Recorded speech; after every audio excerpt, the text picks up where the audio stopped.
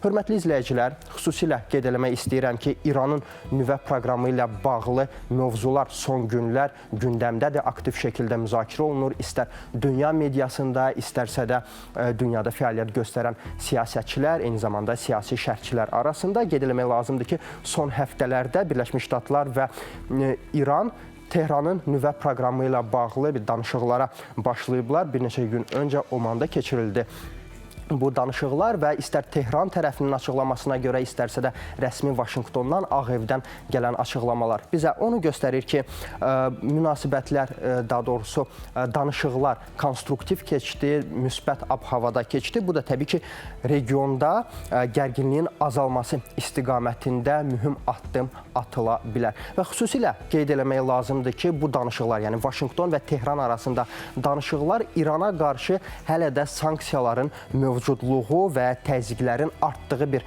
şəraitdə baş verir. Bu da təbii ki, ABŞ və İran arasında münasibətlərin tədricən normallaşması üçün müəyyən ümidlər yaradır.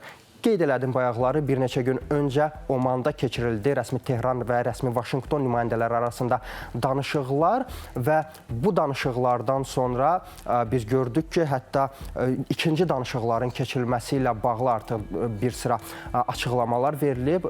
Ötən gün, səhv etmirəmsə, İranın Xarici İşlər Naziri Abbas Araqçı bildirdi ki, yaxın günlərdə artıq Avropada ikinci danışıqlar turu baş tuta bilər, məhz İtaliyanın Roma şəhərində. Xüsusilə qeyd eləmək lazımdır ki, Amerika Birləşmiş Ştatları bundan sonraki danışıqlar prosesini iki tərəfli əsasda, yəni Vaşinqton və Tehran arasında birbaşa əsasda keçirilməsini istəyir. Amma maraqlı məsələ ondan ibarətdir ki, İran İslam Respublikası bu danışıqların birbaşa yox, məhz vasitəçilərin köməyi ilə aparılmasını istəyir. Bəs nəyə görə Tehran bu mövqedədir? Nəyə görə onlar Vaşinqtonla birbaşa, iki tərəfli əsasda danışıqları həyata keçirmək istəmirlər? Biz bu mövzuda siyasi şərhçi, siyasi ekspert Sədrəddin Soltanla ətraflı şəkildə fikir mübadiləsi aparmışıq. Görək ekspertimiz bu barədə nə düşünüb? Elə indicə istəyirəm biz Sədrəddin Soltanı dinləyək.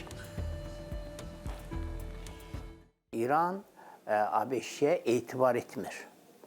O hesab edir ki, 1979-cu il hadisələrindən sonra, yəni inqilabdan sonra ABŞ İranda dəfələrlə dövlət çevrilişi etməyə çalışıb. Yəni indiki rejimi dəyişməyə çalışıb.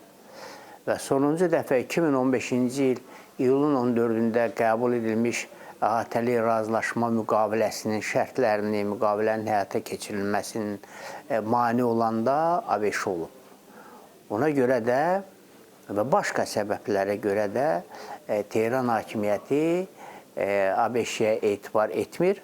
ABŞ-yə etibar etmədiyindən onunla göz-gözə durub, əl sıxıb görüşməyə məqbul saymır.